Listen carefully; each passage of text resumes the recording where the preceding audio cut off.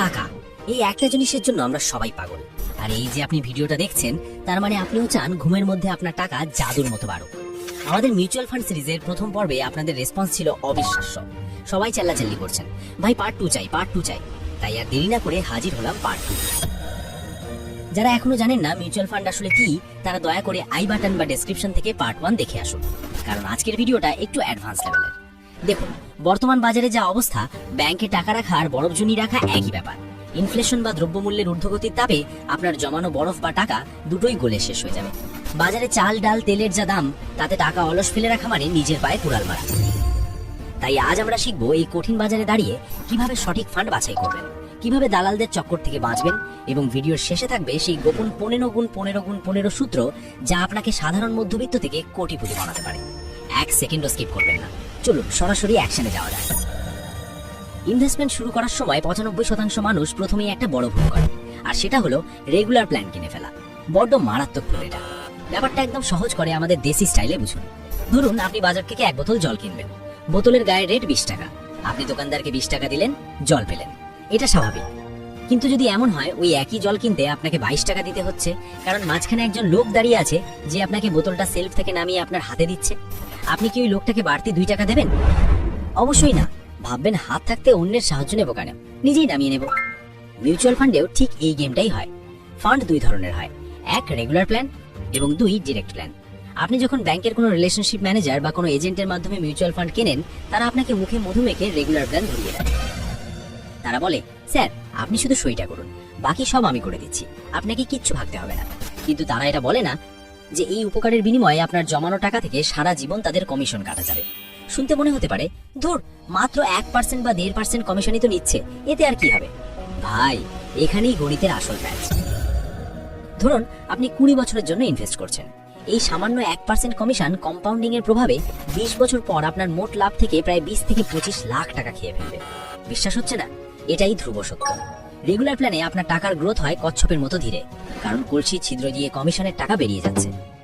অন্যদিকে direct plan হলো আপনি সরাসরি ফান্ড হাউসের ওয়েবসাইট বা আধুনিক ইনভেস্টমেন্ট অ্যাপ থেকে কিনছেন। মাঝখানে কোনো দালাল নেই, কোনো কমিশন নেই। ফলে আপনার রিটার্ন রেগুলার প্ল্যানের চেয়ে 1 থেকে 1.5% বেশি হয়। আর লং টার্মে এই 1% মানে বিশাল ব্যবধান। তাই প্রথম এবং প্রধান শর্ত, ফান্ড কেনার সময় নামের পাশে অবশ্যই ডিরেক্ট শব্দটি লেখা আছে কিনা দেখে নেবেন। নিজের কষ্টের টাকা দালালকে দেবেন না। নিজে একটু কষ্ট করে শিখুন, অ্যাপ ডাউনলোড করুন এবং ডিরেক্ট প্ল্যানে ইনভেস্ট করুন। নিজের পকেটের টাকা অন্যকে বিলিয়ে দেওয়ার দিন শেষ। ফান্ড তো কিনলেন, কিন্তু ফর্ম ফিল আপ করার সময় বা অ্যাপে কেনার সময় আপনি আরেকটা অপশন পাবেন, গ্রোথ এবং ডিভিডেন্ড। এখানে কোনটা সিলেক্ট করবেন, এটা নিয়ে অনেকেই কনফিউজ থাকেন। আসুন একদম আমাদের গ্রামের একটা উদাহরণ দিয়ে বোঝাই। ধরুন আপনি শখ করে একটা আম গাছ লাগালেন। 2 বছর পর গাছে 10টা আম ধরলো। এখন আপনার সামনে দুটো অপশন। অপশন 1, আপনি 10টা আম পেড়ে খেয়ে ফেললেন, মজা পেলেন, কিন্তু গাছটা যেমন ছিল তেমনই থাকলো। পরের বছর হয়তো আবার 10টাই পাবেন। অপশন 2, আপনি আমগুলো না খেয়ে সেগুলোর আটি মাটিতে পুঁতে দিলেন। সেখান থেকে আরো 10টা চারা গাছ হলো। 5 বছর পর আপনার একটা বিশাল ফলের বাগান তৈরি হলো। তখন 10টা নয়, হাজার হাজার আম পাবেন।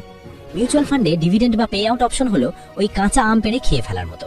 কোম্পানি যখনই প্রফিট করবে, সেই টাকার কিছু অংশ আপনাকে ক্যাশ হিসাবে ফেরত দিয়ে দেবে।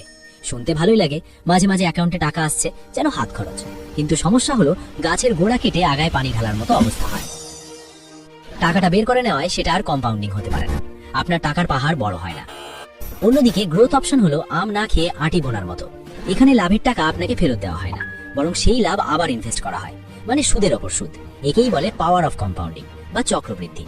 আপনার বয়স যদি কম হয় এবং লক্ষ্য যদি হয় 10-20 বছর পর কোটিপতি হওয়া, তাহলে চোখ বন্ধ করে গ্রোথ অপশন সিলেক্ট করবেন।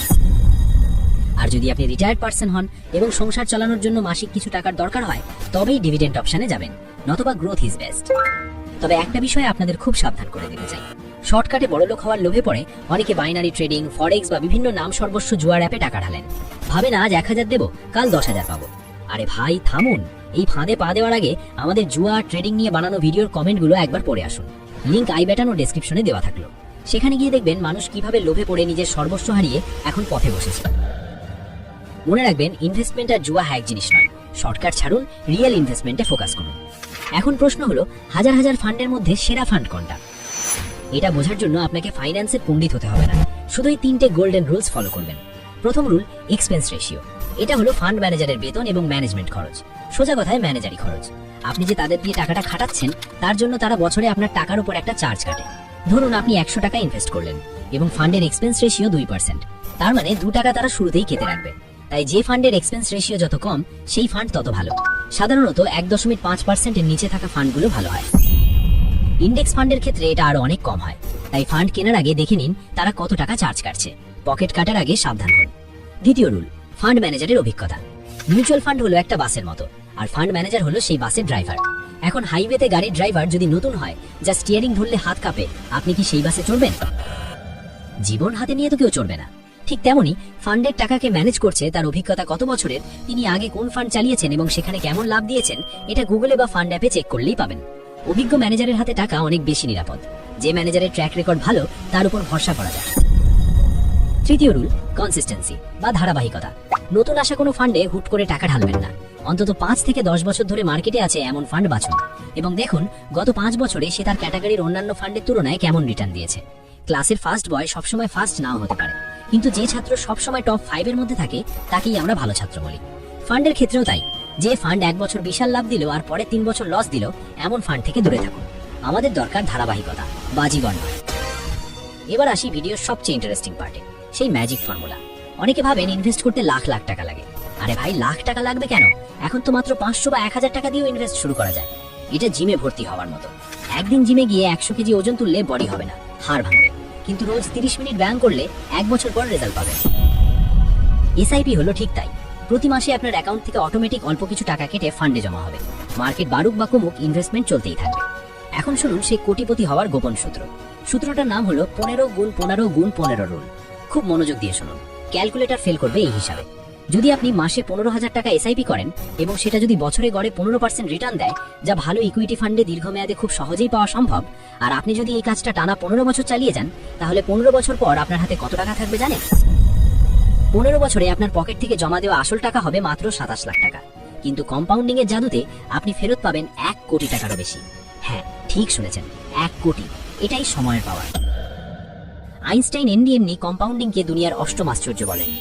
এখন আপনি বলতে পারেন, ভাই আমার তো মাসে 15,000 টাকা জমানোর সামর্থ্য নেই। কোনো সমস্যা নেই, আপনি 5,000 টাকা দিয়ে শুরু করুন। শুধু সময়টা 15 বছরের জায়গায় 20 বা 25 বছর করে দিন। দেখবেন রেজাল্ট সেই একই বা তার চেয়েও বেশি আসছে। টাকার অঙ্কের চেয়ে এখানে সময়টা বেশি গুরুত্বপূর্ণ। যে যত আগে শুরু করবে সে তত বেশি লাভবান হবে। তাই বন্ধুরা, লটারির টিকিট কেটে বড়লোক হওয়ার স্বপ্ন বাদ দিন। মিউচুয়াল ফান্ড কোনো জুয়া নয়, এটা পিওর গণিত এবং ধৈর্য। বর্তমান সময়ে দাঁড়িয়ে আপনি যদি টাকাকে অলস বসিয়ে রাখেন, তাহলে ইনফ্লেশনের উইপোকা সেটা খেয়ে শেষ করে দেবে। আজকের ভিডিওতে আমরা জানলাম কিভাবে ফান্ড বাঁচতে হয়, ডিরেক্ট ফান্ড কেনা কেন জরুরি এবং গ্রোথ অপশনের সুবিধা।